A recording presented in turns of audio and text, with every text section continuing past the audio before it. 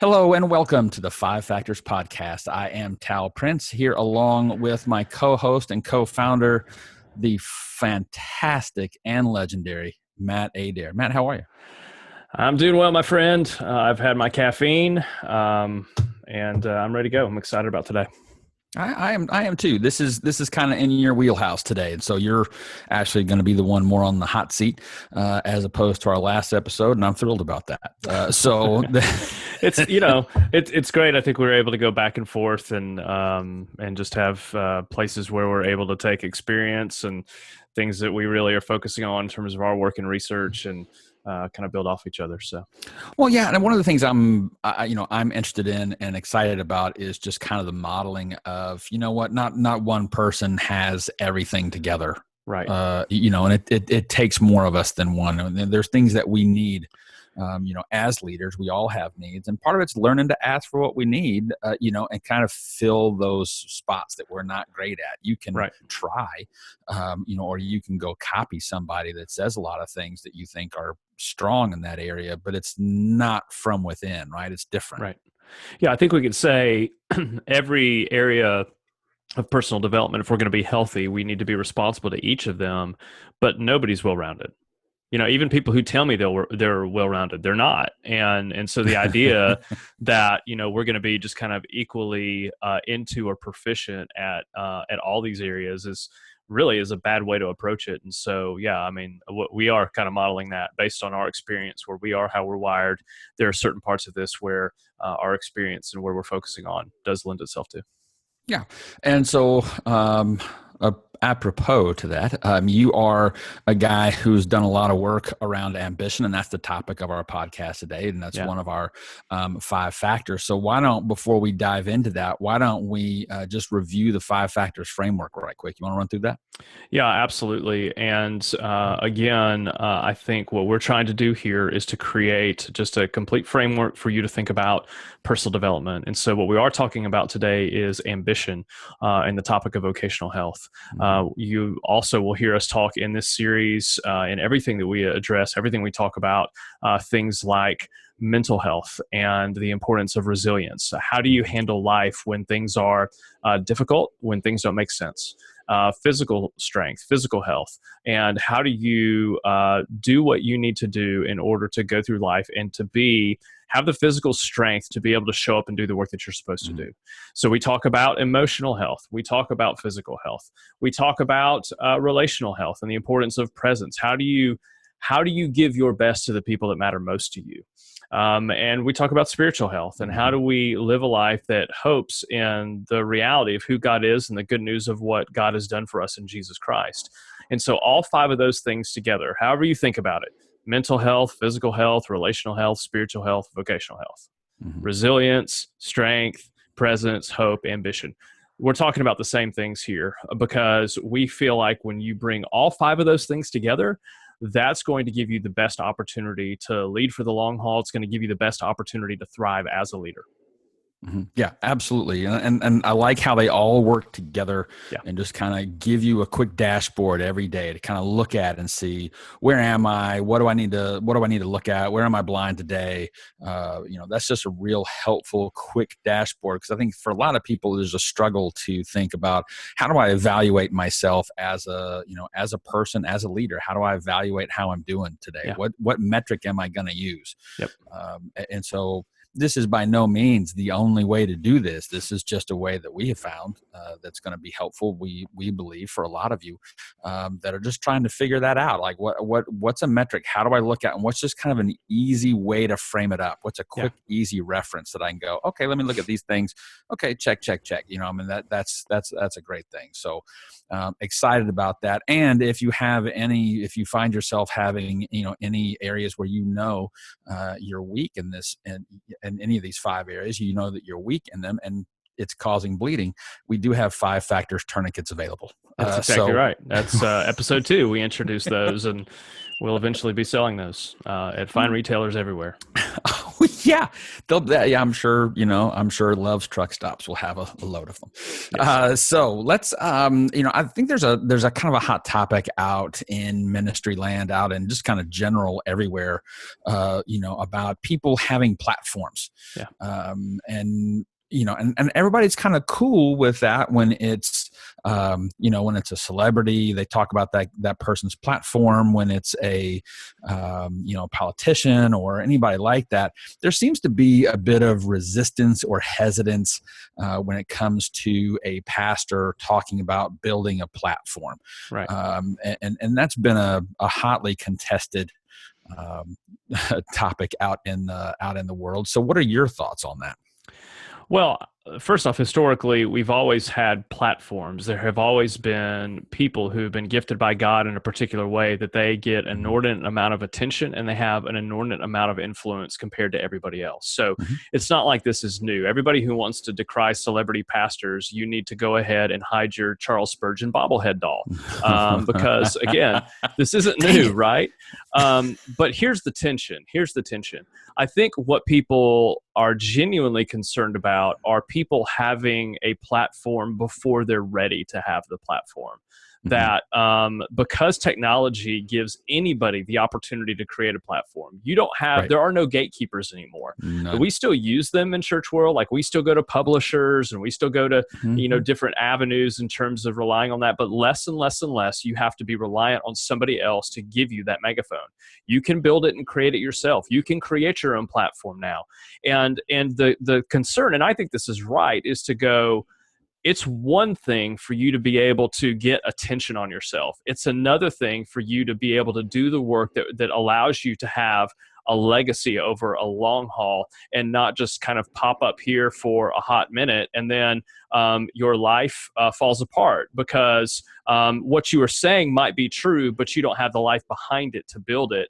And so I feel like it's a tension that we have to manage. Praise God that we have the opportunity to take the things that God is doing in us and through us and help other people follow Jesus, help other people grow into the best version of themselves. But we have to be careful that we aren't overextending ourselves too quickly. And so if you are building a platform, who's around you to help you do that well, and who's around you who can really see the reality of your life, not the version of you that's popping up on social media or a YouTube channel or something else. So that's the thing that I think is really critical is go for it. If you have the opportunity and the market decides they want to pay attention to you, fantastic. That is a gift to be stewarded well. But just be careful that you have the people around you and you're doing the actual work that allows you to do this for the long haul, which is going to ultimately feed the ambition that we want to have, which is ambition not for our own glory, but for the glory of God. Yeah, for me, that's the whole key. It's okay. So why do you want to have a platform? Well, what's behind that? Is it, hey, look, I just, it feels weird to say out loud, but I just want to be famous. I just want to be well known. That's true for a lot of people, but that's not a reason to go try and hammer out and build a platform, or go to one of any million of current, websites to teach you how to build a platform. We have to be absolutely driven by, no, this is to bring glory to God. This is to serve God's kingdom. And so I don't want any part of it. I'm not trying to, build it or create it. I'm participating. I know that this is the direction God is leading, and I'm participating in that for God's glory and the expansion of the kingdom. I worked with, the Billy Graham team for years. Those guys never wanted that. It was one of the most amazing things that I ever experienced was every crusade. And it was so honest and so genuine to the point I was like, are you kidding me? But I would take those guys, Cliff Barrows, Bev Shea, I would take them into a stadium that they've been filling stadiums for decades. Right. And I would take them into a stadium and they would just honestly be stunned that many people showed up. and just moved, genuinely moved Right. at how God drew all these people to the stadium to hear the message. Yeah. And they all participated. They were never and I get asked all the time about just those three and how did they interact and what made that work. And it was honestly, each two of them were always trying to make the third look better. Right. And that's rare. That's really, really rare. But that was one of the ways that I could gauge that these guys are not trying to build a platform for themselves at all. So interesting. So, along these lines, let's talk about what we believe the mission that we have before us from God. Let's talk about that and the work that we're doing here. Yeah. So when we talk about ambition and we're talking about vocational health, we could talk about vocation, calling, assignment, the idea that God has a mission in this world and he invites his church to be part of that. And the church is made up of people like you and me. And he doesn't create us as cookie cutters. That he gives us an opportunity to basically take the uniqueness that he's given us and put it into play for his glory. And that's really the drive of our ambition. What I find exciting about doing this, and again, being a pastor in a university town and getting to work with lots of college students, hundreds upon hundreds upon hundreds over the years, each person has some uniqueness to them, and to be grateful for God not creating a bunch of clones. And so I think that one of the things that we have an opportunity to do when we think about our particular mission, and trust me, Tal, you and I both hear from a lot of people that are wondering if they're in the right job, if they're in the right church or ministry, if they're even in the right career. And so I think this is something we have to pay attention to. And so to me, I'm really convinced that the journey for us, as we learn who we are and God gives us the opportunities that he gives us to be part of his mission, we're paying attention to our desires and our capacity. What do we enjoy doing and how well can we do it? And so I think when we find those two things coming together, I think we find the place where we're going to genuinely thrive. And if we're thriving in our job today, that's going to give us the best opportunity to thrive for a lifetime. And things change and things don't happen overnight. And so sometimes it's a journey for us to get there. If you're listening to this in your 20s, you probably haven't figured this out yet. But I also know a lot of guys in their 40s and 50s who haven't figured this out either. And so what I want to say at this point is God has given you an assignment to join him in his mission. And if you want to know what that looks like, pay attention to the kind of work that you really enjoy and your capacity to do that work well. Absolutely. And there's a great blog post that you've written on this that I want to point everybody to. It is the blog post on ambition. And yes, so you can go to, it's the definitive blog post on ambition. There are no others. You can just skip reading them now. Matt Adair has spoken through his keyboard. So here's the thing. Let me give you the web address for that. If you'll just go to 5 Factors, spell that out, not the number 5, but spell 5. So 5factors.net/ambition. That'll take you right there. So go there and take a look at this blog post, and then by all means keep listening to the podcast as we go. But if you're on your computer, you may as well go ahead and just dial that up. That would be a great thing to do, have on your screen in front of you as we talk here. So you mentioned productivity. Let's talk about productivity.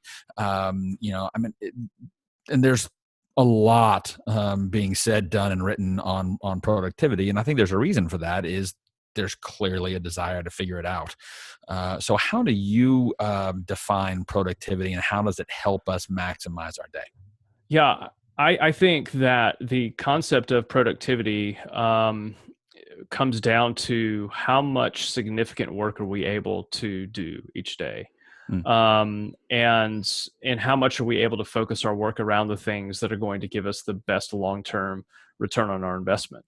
What I find is that a lot of ministry leaders who are busy, and not all of us operate that way, but for the ones whose lives feel full, the ones who feel like they don't have any other room to do anything else, for those of us who run out of time getting things done, some of us as pastors know that we are scrambling to finish our sermons, that we have no time to actually spend with people because we're working on very important and urgent tasks. Hmm. And so what I do in working with the clients that I work with when we work on productivity is to say, how can we build um, your life and work around significance? And so how do we focus on the things that matter most? And how do we create a framework for you to not probably spend all of your time on things that we would define as significant, but making sure that you have enough time to focus on those things, because those things are going to be the ones that really do move the meter. Those are going to be the things that make the biggest impact and difference. And for a lot of us, those areas of significance usually are the places and the things that we enjoy the most and that we're Hmm. the best at. But we keep pushing those things off because for some of us, we feel selfish about working that way. Mm. And we'd rather kind of just sort of just beat ourselves up by doing the hard things because we think that that's the pathway to holiness, right? Mhm. The things we don't enjoy and the things we're not good at, let's live in our weakness and let's live in the places where we're miserable, because that's going to be the place where God honors. Hey, God may lead us down those paths. Most of the time, the journey of discipleship and leadership is part of that. God will take us into dead ends. I don't know that He asks us to sign up and basically force feed ourselves into that. I don't think like it'll find us. So, I say, look, focus on significance, build time Mhm. around that. Make sure you leave room for the things that matter most. And that's going to give you the best opportunity to make the most out of your day. And that, to me, is the definition of productivity, making the most out of your day. Yeah, there's a maxim out there in productivity land. Those that are gurus in productivity will be familiar with this phrase, but the phrase is "eat the frog," right? Yeah. It's like, okay, so what's the awful thing that you had to do, the thing you dread the most today? Okay, you're going to be a whole lot more effective if you just go ahead and eat the frog first. Just Right. eat, I mean, make that your first thing instead of trying to, well, let me work around, let me put that off to, get that, just do it before 8 a.m. Yeah. and then the rest of your day becomes easy. I think there's something to be said for those that are, in ministry. I think there's just things shift when you come into the pastorate a little bit as it as it relates to the corporate world. It's just a little different, and there are those that are going, if you're eating a steady diet of frogs, you may not be in the right slot. Right. If it's I don't like anything that I have on my list ever. Yeah. But I'm being holy. That's a challenge Right. that we can help you take a look at. Well, and I think this comes back even down to the fact in pastoral ministry, we think that we should always be available to people. And Mm, so if somebody calls or emails and wants to meet, then we're going to drop everything and go do that. Well, I think mhm, the most effective way in which I pastor and disciple the people in my church is in my preaching.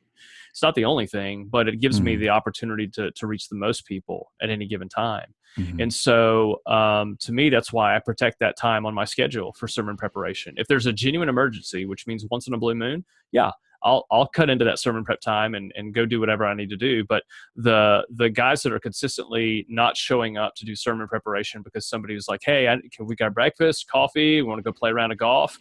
I find that we're a little bit upside down and sideways when it comes to thinking about what's going to really help us get the most out of our day. It doesn't mean you don't spend time with people. You actually leave a lot of room for people if you'll just clarify the mhm. time that you're going to spend doing those things that aren't necessarily important and urgent, but they are significant.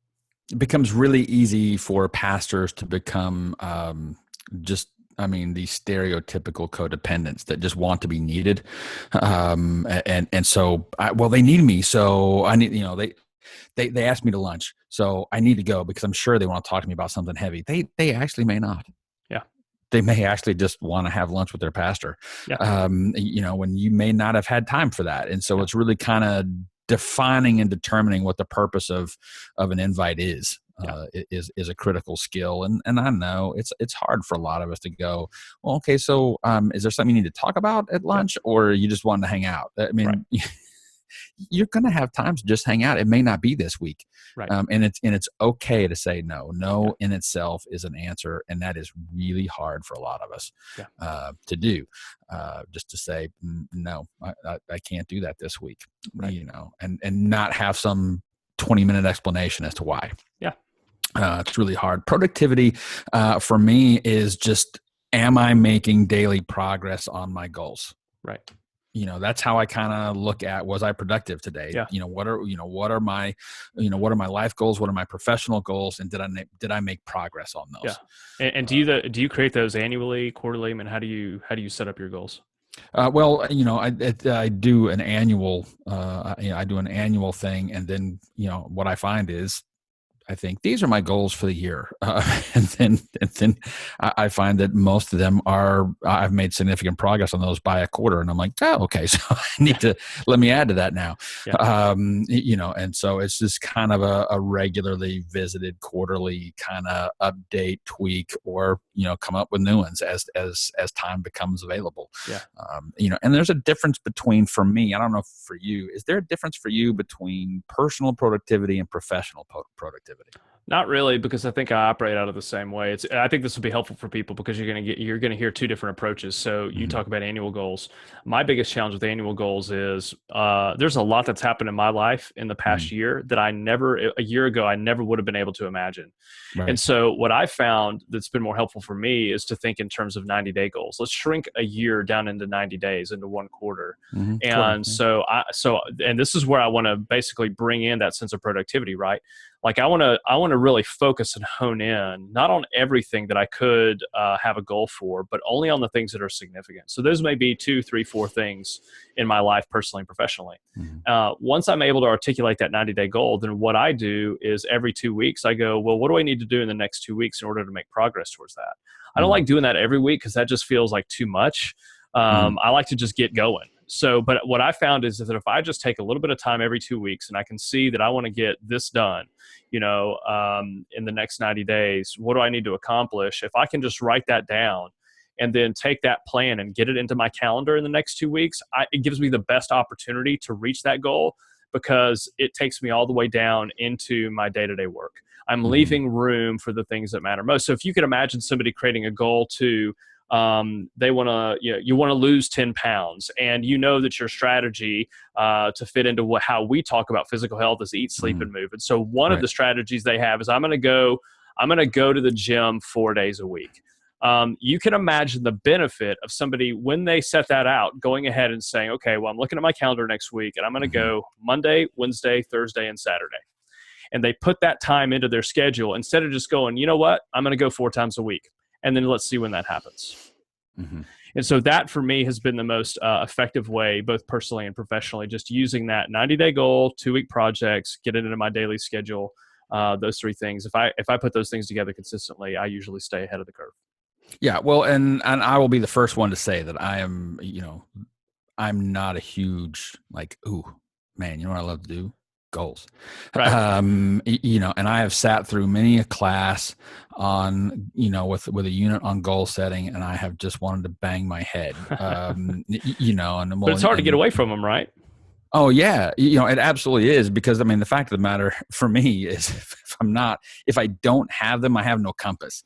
I'm just kind of like going through the day, hey, whatever happens, man, this is good. And so I'm not really driving anywhere. I can feel Yeah. good at the end of the day of like, hey, I help some people, because as a therapist, I got people coming into my office all the time, all day, and so an hour at a time, I help that guy. Okay, good. So I can feel good at the end of a day, but not really have been productive.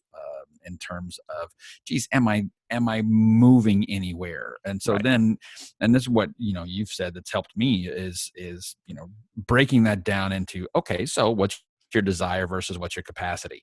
Yeah. What do you want? What do you have the time to do? What do you have the Right. bandwidth to actually accomplish? And to kind of frame it up that way, and that's been helpful. Do you have any tools that you use? I mean, I know there's all types of different systems for productivity available. Yeah. Do you have one that you prefer over others? Yeah, I mean, it's a system that I modified from a couple of different places that we call GPS, which is goals, projects, and schedule. Again, 90-day goals, 2 week projects, and get it into your daily schedule. It's actually one of the master classes that we've created that's in our 5 Factors community, which we'll tell you all about later in this podcast. But that's a system that I use, that I had to learn as a bivocational pastor. So Mm-hmm. not only do I have life at home with my family, with a wife and 3 boys that are all growing and still in our house. And so I want to make Mm-hmm. that count, right?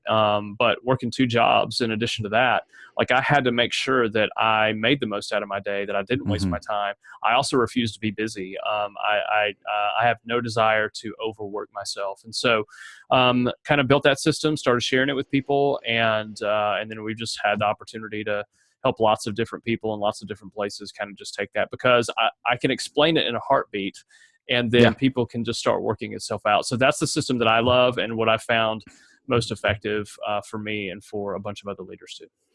Yeah, I think your personality type really plays into what type of productivity system is going to work for you. Yes.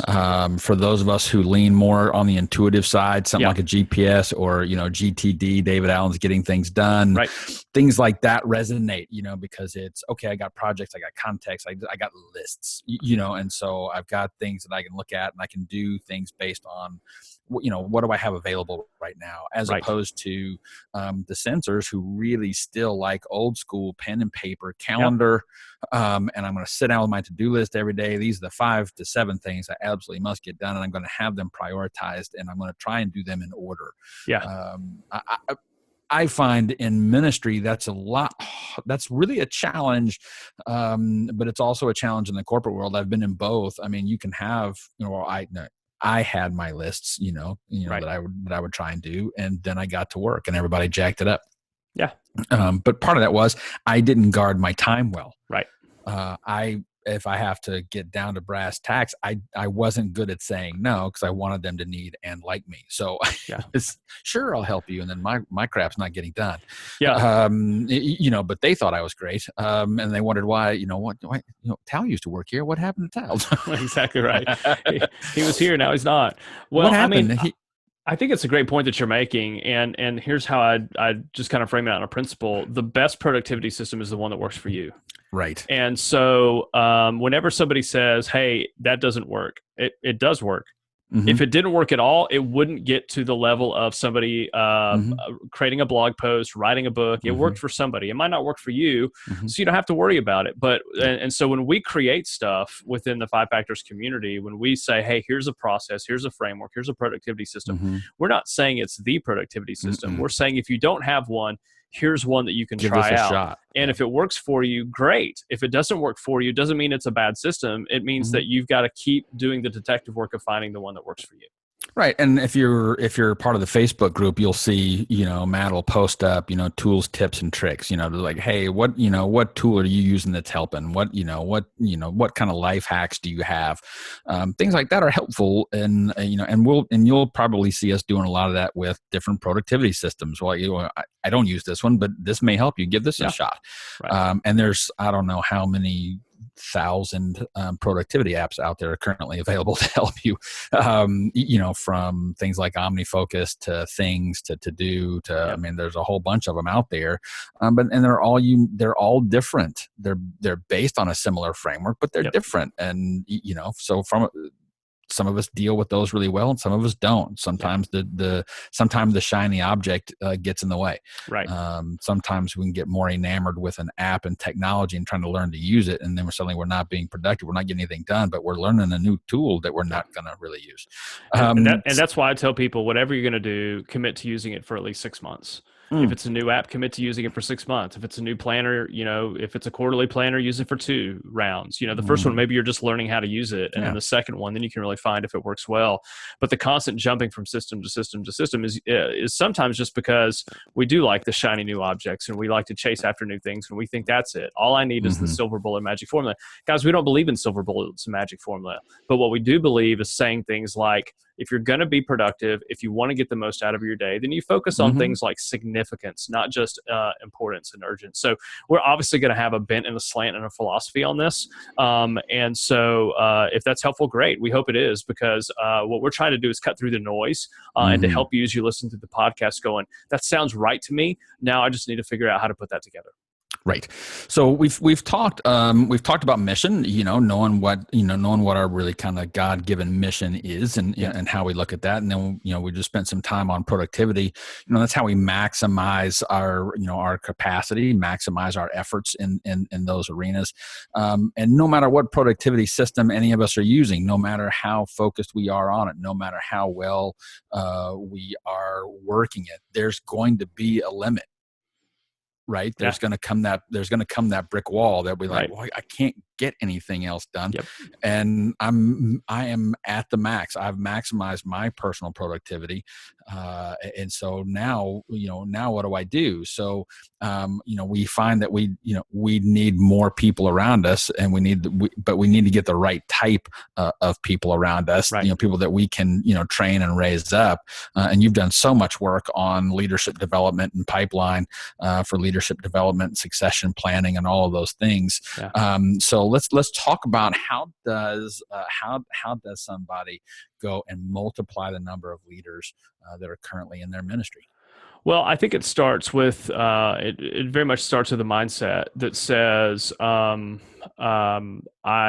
want to give other people an opportunity to be part of this too, and at the same time, there's only so much that I can do.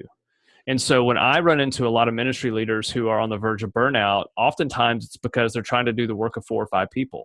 Mm-hmm. And what I'll usually hear is, and so when I go speak somewhere, when we'll do online classes, I'll ask the question, what's the percentage in your church or ministry of people who are leaders? How many leaders do you have in your church by a percentage?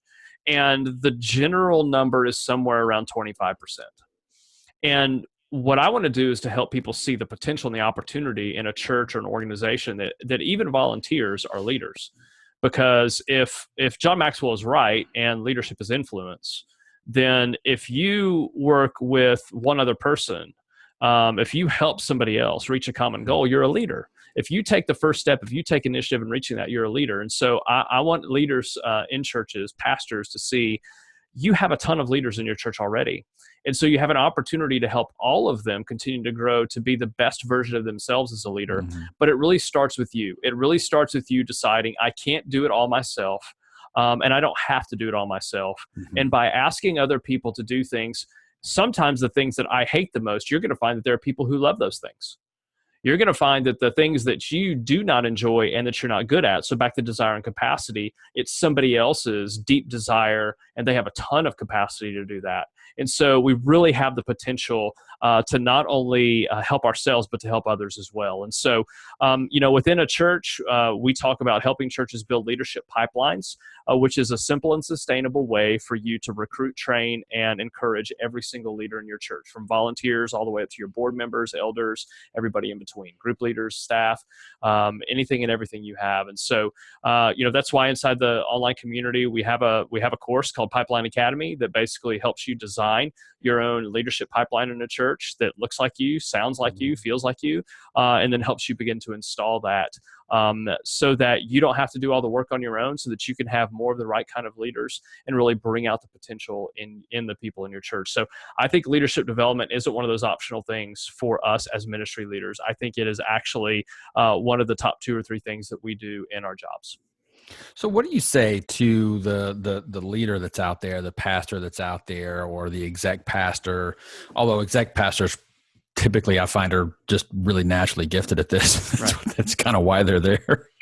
But if you don't have an exec pastor, you're a smaller church, and the staff is 2, 3 to 5 people, and none of that. A lot of us that come into ministry are not what I like to call administratively gifted. Right. Yet we have the responsibility. Yeah. It's still on, but so for the pastor that's out there that really struggles in that arena, that, okay, look, I don't have a staff. I don't have someone on staff that's designated for some of these areas that I'm not good at. Yeah. Everybody expects me to do it. And so I'm going to try and do it all on my own, but I'm exhausted and I'm getting kind of resentful towards everybody in the joint. What do you say to that pastor? Well, I think you have options. I don't think anybody's backed into a corner where nobody wants to help. I think it's on us to provide avenues for people to help. So I would say option 1 would be to list out all the tasks that you have and take the ones that you're not good at and you don't enjoy, and start there and start asking people who you have a sense might actually, for some odd reason, enjoy administrative tasks, because they do it already, right? And so maybe they do that in a job 40 hours a week, and they don't mind giving another few hours to you to help you because they love you, they love the church, they love Jesus, right? That's option 1.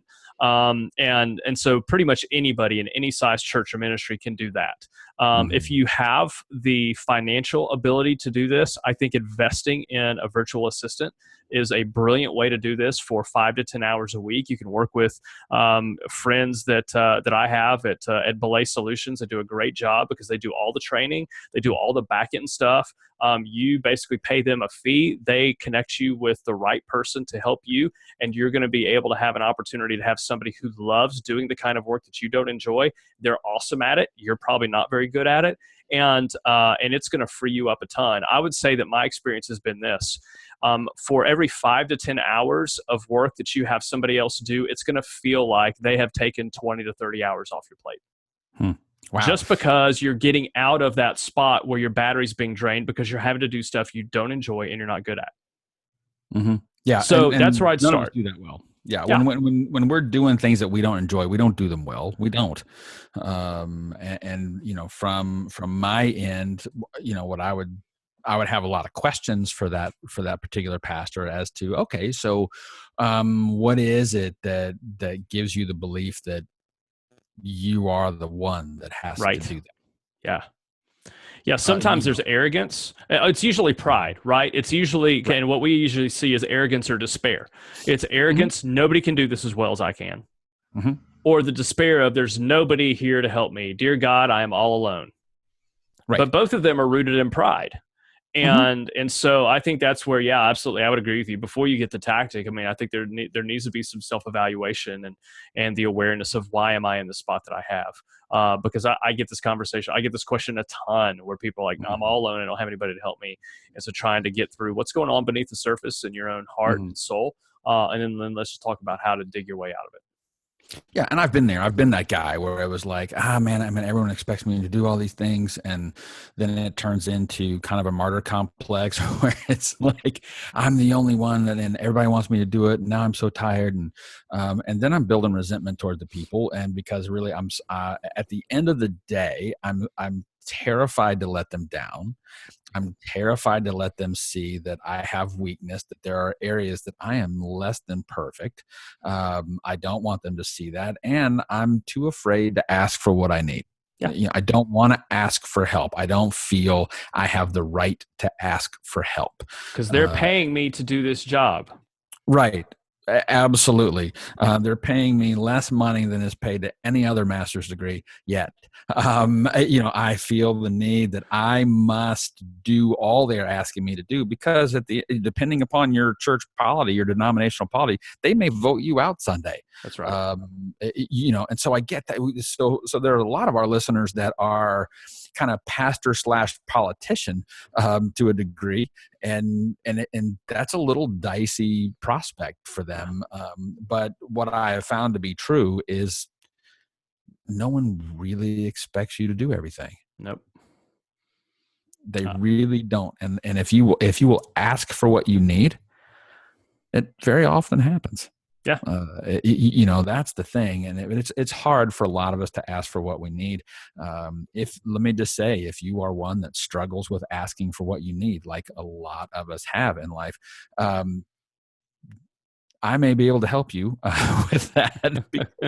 That's large. That's one of my kind of big radar pieces I'm looking for as I'm gauging whether somebody may have an addiction to something. That may be a quote unquote healthy addiction. You may be addicted to work, and you're just kind of using this as a way to grind. And use your drug of choice, which is I can't rest. I can't go home and rest. I must work because I have all these things to do, and everyone expects me to be the one doing it. So it can be a sign of addiction. It can be a big sign of codependency. And we can help you find some ways to cope with all of that and to deal with those things. But it comes down to admitting I'm not a superhero. I have limitations. And at the end of the day, when Jesus says, apart from me, you can do nothing, I kind of think he means that. Yeah. No, I agree, and so again, this is where what we're trying to do here is, yeah, we're gonna tell jokes about tourniquets and things like that, and you'll get inside more and more of our lives, but we're here to help you. So if you go into the Mhm. show notes, there's a link that says Ask Matt and Tal, and it's basically going to open up a real simple form. You can ask us any question about anything that you've heard us say today, and then we'll make sure you know about these. But we're going to do kind of live Q&As on Facebook where we're going to take your questions and we're just going to spend time. We're going to answer every single one of them and try to give you the best help that will go a little bit more into the weeds than maybe we do on a podcast like this, because we're responding directly to you. And so that's the best way that we can help you. And I would say that if you're sitting here going, well, okay, so help me with the productivity system, or, I'm pretty sure that something's messed up inside of me that keeps me from asking people for help, then let us help you. And that would be the next thing to do, would be get into the show notes. Just click on that form and then make sure that you're asking us the question that you do it. You have an option to do that anonymously. You can add your name, but we want to do everything we can to help you. Absolutely, we do, and looking forward to those Q&A times. With y'all, both of us have been talking about that. We're really excited about that, and hope you find it helpful and something to really tie into. But this maximizing leaders and getting others and getting things off your plate onto others to do things that are not what you're really wired up to do, and developing other leaders. This is how you maximize and multiply a ministry. This is how you grow a ministry.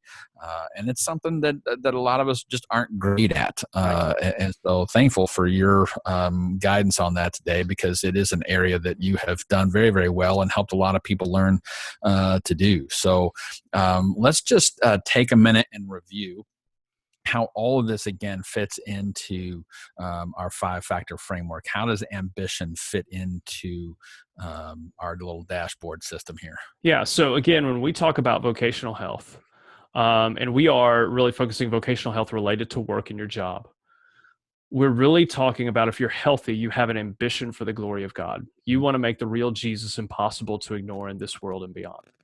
Which is amazing that we have that ambition. But if we're healthy, that's what we do. We have that ambition. And if you're going to live that ambition out, then you're going to want to have clarity about the mission that God has given you, to join him in his mission.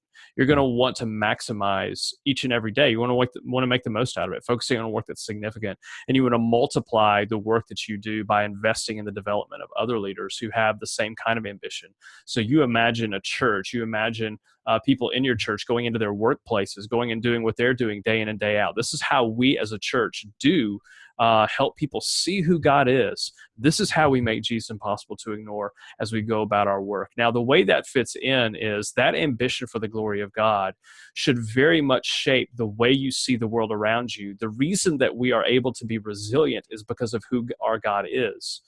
The reason why we care about our physical health and strength is because the work that we have to do involves all of us. It's a holistic work. We're not just knowledge workers, but the ability to be able to get up and do the work of preaching. Like, I know people who have had to retire early and stop their work in preaching and vocational ministry because they're not physically healthy enough.